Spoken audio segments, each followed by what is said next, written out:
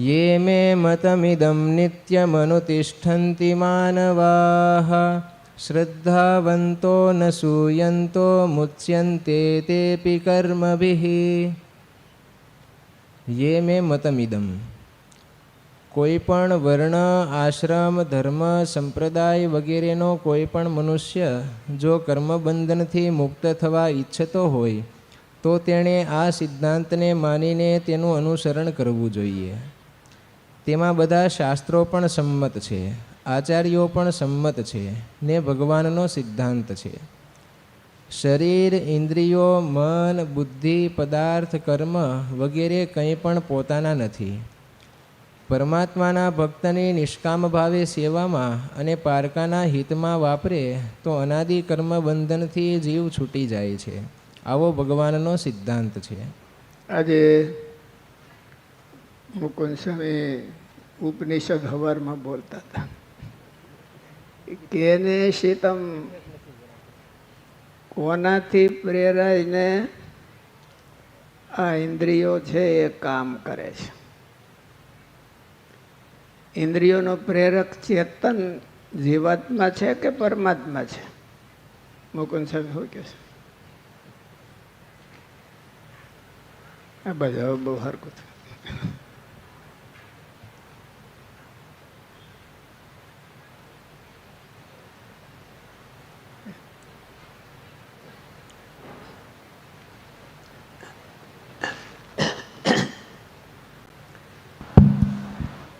ઇન્દ્રિયનો પ્રેરક ચેતન છે, પણ ચેતનના પ્રેરક પરમાત્મા છે. પણ ઇન્દ્રિયોને ડાયરેક્ટ કોણ પ્રેરે? ઇન્દ્રિયોને પરમાત્મા પ્રેરે છે ડાયરેક્ટ. હા, કે ચેતન દ્વારા? ચેતન દ્વારા પ્રેરે. તો આપણે ચેતનના પ્રેરક, ઇન્દ્રિયોના પ્રેરક જીવાત્માને માનવો કે પરમાત્માને માનવા કે બેયને માનવા?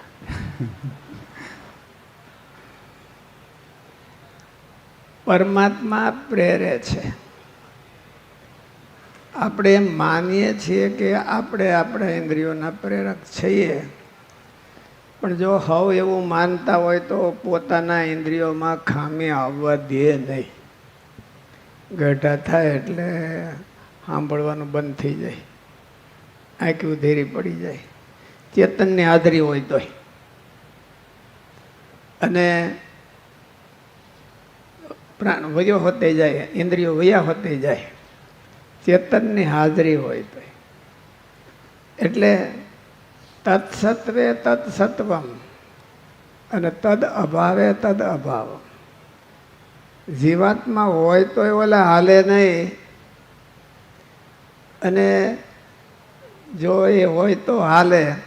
એટલે અસાધારણ કામ છે એ પરમાત્માનું છે. એટલે એને આધારે, એટલે ઉપનિષદમાં એટલા માટે થયું કેને શીતમ, કેની પ્રેરણાથી, કોના હુકમથી આ હાલે છે. હુકમ કરવાના આપણને એમ લાગે કે બે જણા છે, આપણો ચેતન હોતે છે ને આપણે ચેતનની અંદર પરમાત્મા રહ્યા છે. પણ ડાયરેક્ટ હુકમ પરમાત્માનો જ હાલે છે. બ્રહ્મસૂત્રમાં સૃષ્ટિ પ્રકરણમાં આવો સવાલ થાય છે કે પ્રકૃતિ છે આ જગતનું સર્જન કરે છે કે પરમાત્મા કરે છે? કોણ સર્જન કરે છે? પરમાત્મા જ કરે છે. કેવી રીતે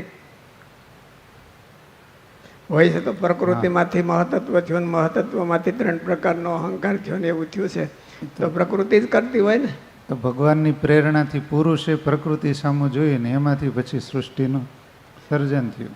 એટલે પ્રકૃતિ કરે છે તો પણ તત્સત્વે તત્સત્વમ ને તદ અભાવે તદ અભાવ. પરમાત્મા જો ન કહે તો પ્રકૃતિની પાસે બધું હોય તો એ કરે નહીં.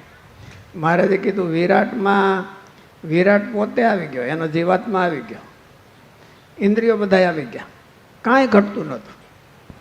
અને એની ઈચ્છા હોતી હતી કે હું કામ કરું, પણ તોય થયું નહીં. જ્યારે વાસુદેવ ભગવાને પ્રવેશ કર્યો ત્યારે વિરાટ હાલ્યું ને કામ હાલ્યું. એટલે પરમાત્મા કરે છે પોતે અને દેખાતા નથી. એટલે પૂછવું પડ્યું કે કેને સીતમ, કેના વડે પ્રેરાઈને આ પ્રાણ છે એ પ્રાણન કરે છે કે ઇન્દ્રિયો પોતાનું કામ કરે છે. એટલે આમાં એવું કીધું ભગવાને કે એ મેં મન, શરીર, ઇન્દ્રિયો, મન, બુદ્ધિ, પદાર્થ, કર્મ વગેરે કાંઈ પણ પોતાના નથી ને પરમાત્માના છે. પરમાત્મા કે એમ કરે છે, આપણે કહીએ એમ કરતા નથી. આ ઇન્દ્રિય અંતઃકરણ આપણા ઘરમાં બેઠા છે અને આપણને એમ લાગે કે આપણા કંટ્રોલમાં બેઠા છે, તો એ આપણે કહીએ એમ કરતા નથી. અને પરમાત્મા કે એમ જ કરે છે. એટલે પરમાત્માનું છે એમ એનો અર્થ એ સાબિત એવું કરે છે કે આ બધી સામગ્રી ભગવાને આપી છે. પરમાત્મા આપણને ખાલી સાચવવા આપી છે. એટલે મોટા માણસો હોય તો મોબાઈલ આપે ને તમને આપી દેશે, પણ ઘણી વખત એને લોક કર્યું હોય, તમે કંઈ કરી ન શકો ફોનમાંથી. એ જેનો ફોન હોય એ જ કરી શકે ફોનમાંથી. એટલે ભગવાને આપણને આપ્યા છે ને પછી લોક કરીને આપ્યા છે, અને ભગવાન એનો ઉપયોગ કરે છે, એનાથી પ્રેરણા. અને એનો ખોટો ઉપયોગ થાય પાછું પાપ આપણને લાગે, અને સારો ઉપયોગ થાય તો કોઈને ફતે મળે આપણને, કરે ઓલા એને. એટલે ભગવાને એમાં આ ગીતાનો 3જો અધ્યાય ચાલે છે, કર્મયોગનું પ્રકરણ ચાલે છે. કર્મયોગમાં ભગવાન કહેવાનું એવું છે કે નિષ્કામ ભાવે સેવા કરવી, ભગવાનના સિદ્ધાંતની, ભગવાનના ભક્તોની કે સત્સંગની નિષ્કામ ભાવે સેવા કરવી, તો એ મેં મતમ ઇદમ નિત્યમ અનુતિષ્ઠંતિ માનવા શ્રદ્ધાવંતો નસૂયંતો મુચ્યંતે તેપી કર્મભી. એ કર્મ થકી મુકાઈ જાય છે, આગલા બંધન થકી પણ મુકાઈ જાય છે.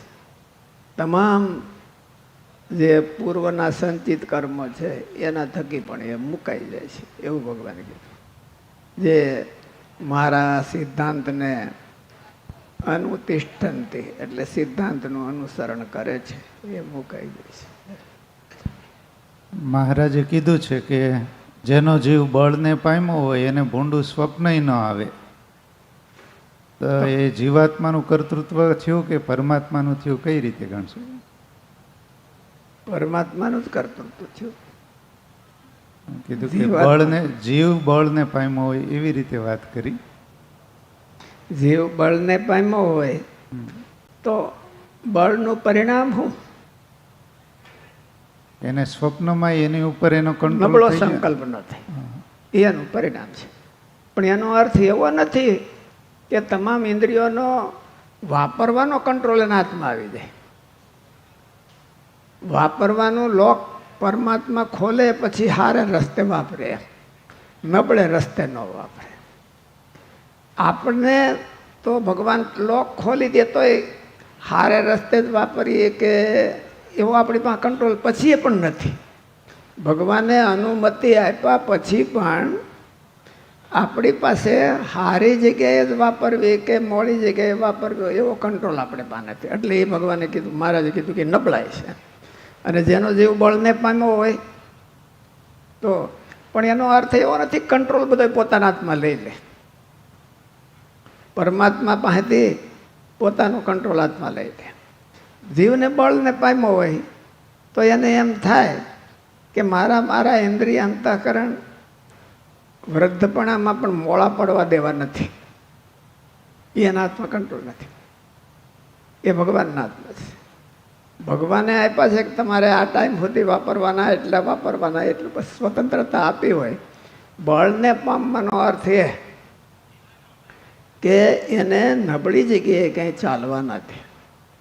પણ ભગવાને સ્વતંત્રતા આપી પછી ભગવાને આપણને આપણે કીધું ને કે લોક ખોલી દે, આપણને આપીને લોક પોતાના હાથમાં રાખ્યું છે. લોક ખોલી દીધા પછી આપણે એને વાપરવા મળીએ ત્યારે નબળે માર્ગે વાપરે નહીં. જીવન ઘણી વખત માણસને આગળ આ અધ્યાયમાં જાવ અથ કેન પ્રયુક્તો એમ પાપમ ચરતી પુરુષ અનિચ્છંતો અપી. પોતે ઈચ્છા નથી કરતો તો પણ પાપમ ચરતી પુરુષ, એટલે પાપ તો કામ એશ ક્રોધ એશ રજોગુણ સમુદ્ભવ મહાપાપમાં મહાશનો વિધિ એનમ ઈહ વેરિણમ. આ અંતરશત્રુઓ એને હરખું કરવા દેતા નથી. ભગવાને અનુમતિ આપ્યા પછી પણ તો એ કંટ્રોલ ભગવાનના હાથમાં છે. ભગવાનની જેનો જીવ બળને પામી ગયો હોય એ ઇન્દ્રિયોમાં ફેરવી ન કહી શકે.